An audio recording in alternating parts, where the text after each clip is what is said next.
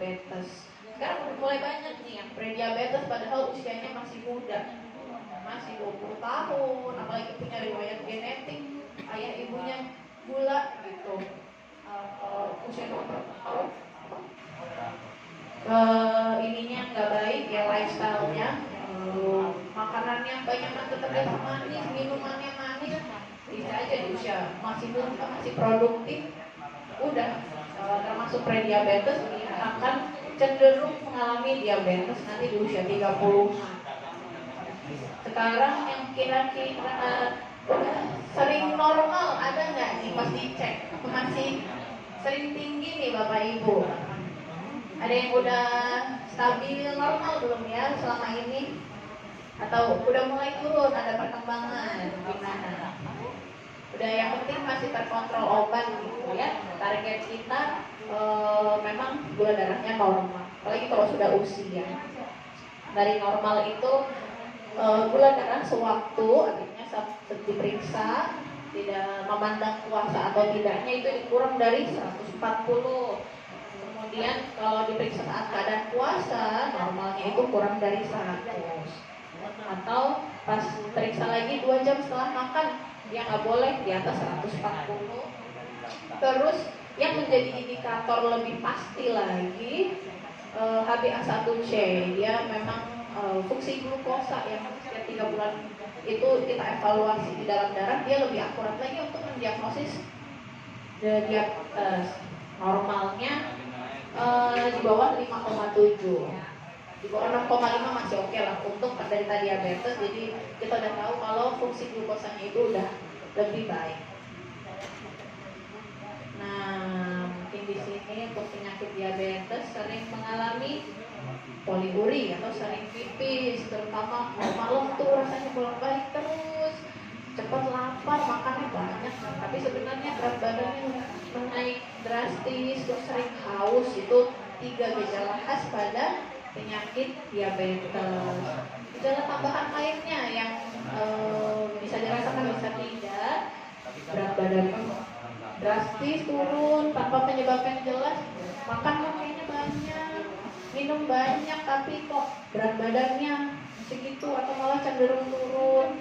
Kemudian suka rasa kesemutan gitu ya, itu karena ada gangguan pembuluh darah, makanya rasa tangannya tuh syaraf-syarafnya itu ada gangguan, rasanya itu semutan, tebel gitu. Itu berarti udah ada komplikasi ke kasusnya, ke pembuluh darah yang kecil.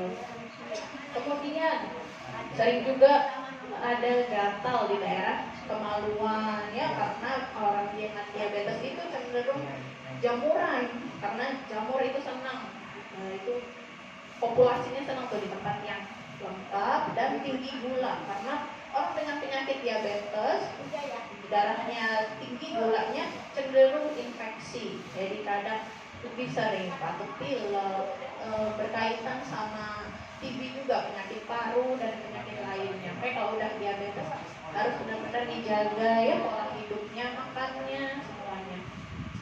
Terus kalau luka sampai sulit sembuh, ini juga agak repot gitu ya, karena tadi